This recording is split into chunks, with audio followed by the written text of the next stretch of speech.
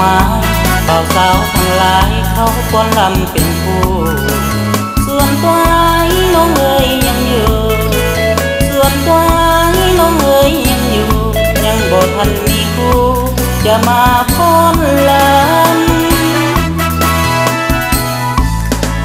งานกินนี้ย้ายนั่งคอยควันตาน้องนัดเวลาว่าจะมาตอนค่ำน้องเอ๋ยเจ้าสั่งใจด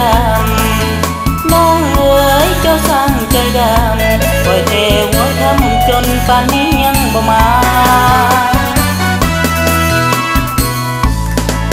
เห็นคนเห็นเขาสิ้นสุดใจต่างก็ยิ้มให้ฟ้อนรำผ่านมาส่วนควายก็นั่งโศกโศกา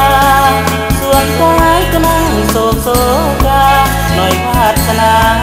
บ่มีคู่สม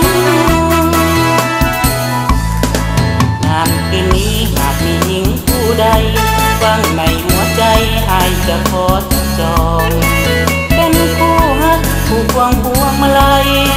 เป็นคู่ฮักผู้ควงพวงมาลัยเสร็จงานยามใดจะตามไปพบแต่งงาน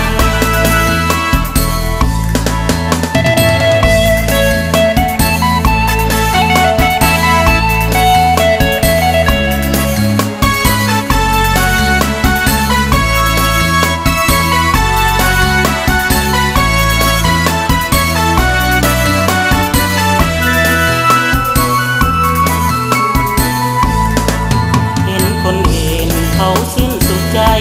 ต่างก็ยิ้มให้ฟ้อนรำผ่านมาส่วนควายก็นั่งโศกโศกาส่วนควายก็นั่งโศกโศกา